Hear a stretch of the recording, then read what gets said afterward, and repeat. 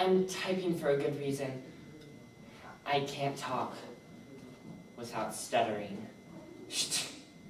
It's not so much like fat pigs in a cartoon, as it is, I just get stuck on a word and try to push it out.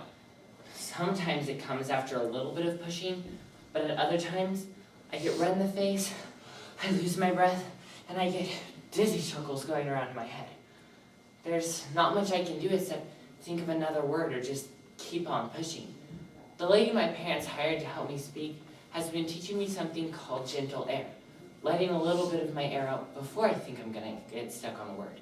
So, for instance, I could make a hissing sound, because when you're 11, it's better to be called a snake than a retard.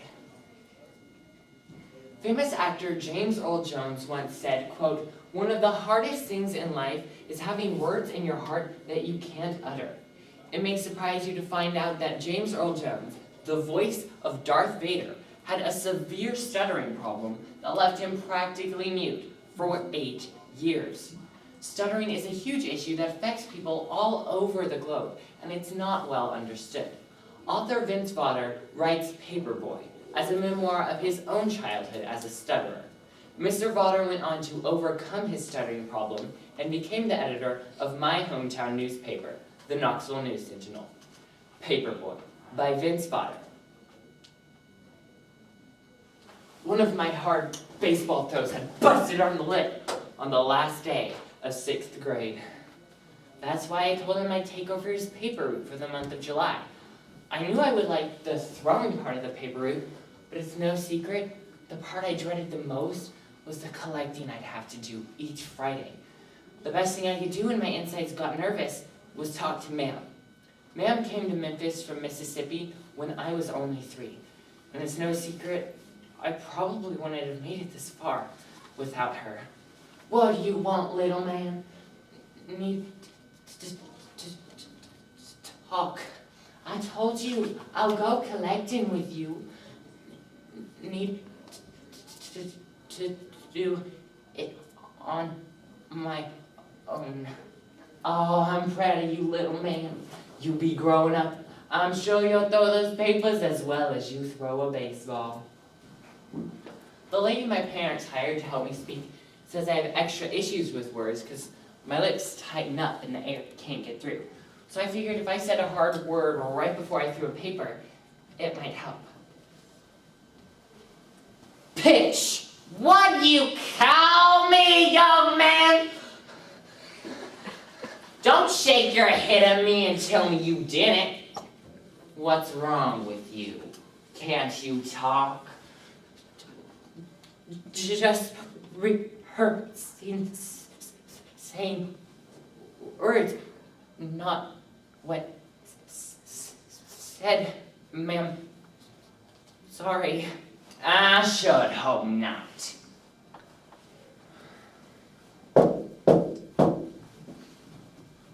Good morning, news reliever. How are you this fine summer's eve? Okay. I believe I have 95% of a US dollar right here for you. But, young man, before we complete our transaction, I need to be aspired of your name. Young Arthur forgot to relay that important part of information when he came along. He says you have more velocity in your fastball than anyone else in the 6th grade. And although he is proud to be called your catcher, methinks he is more proud to call you his friend. Your name?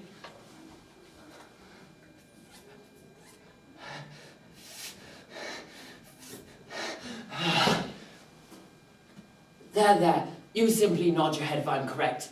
Your inability to pronounce your first name due to your speech impediment caused you to interrupt your normal breathing pattern and faint. Need to go. I'm sure you do, but I insist you sit for just a while longer to make sure that your feet are properly under you.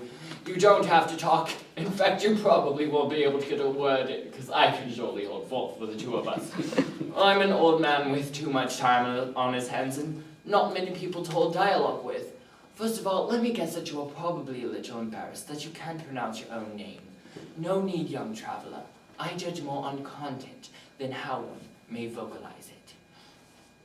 Thanks. Law me, little man. How'd you get that fat lip? I fell. Want me to cut some chicken off the bone for you? Takes more than a fat lip to keep me from your chicken.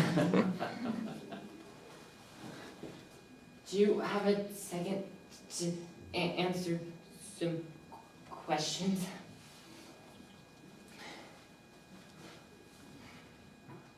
Why can most kids talk and not me?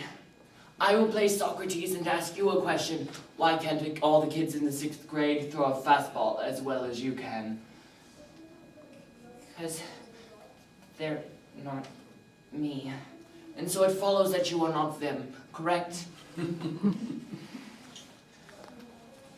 Why do people that can't talk with so many words saying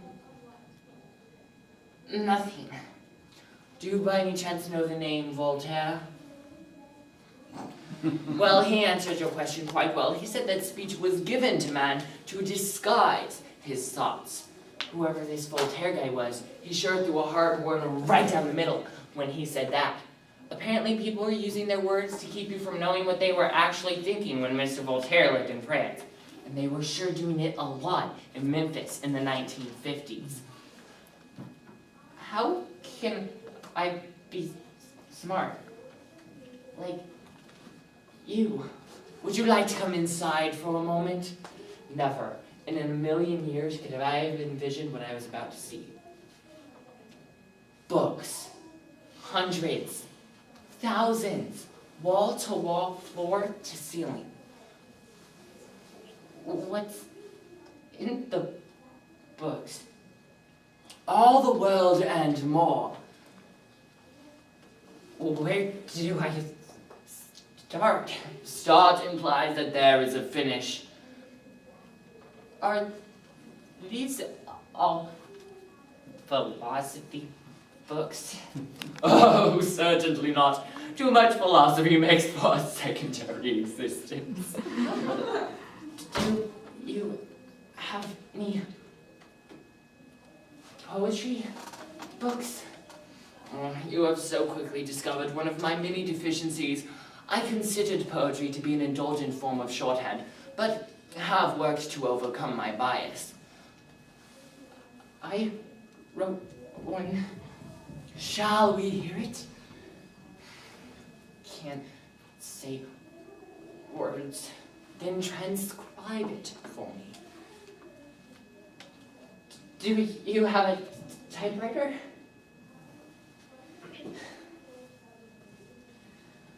I wish I had a book. Shh. That did not have an end. Shh.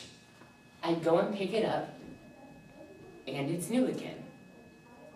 The words feel real, and mine to share. They have no sound, they have no air.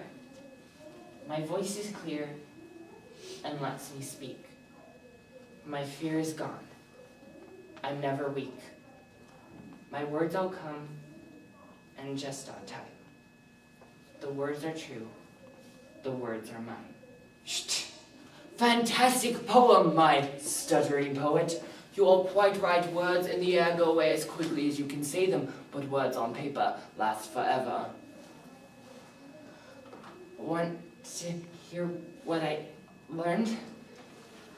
It's more important what I say than how I say it. And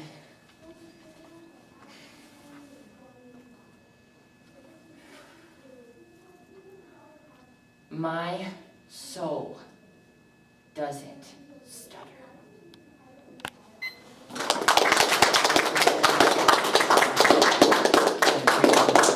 And thank you for timing. What was my time? 9 minutes and 42 seconds. Thank you.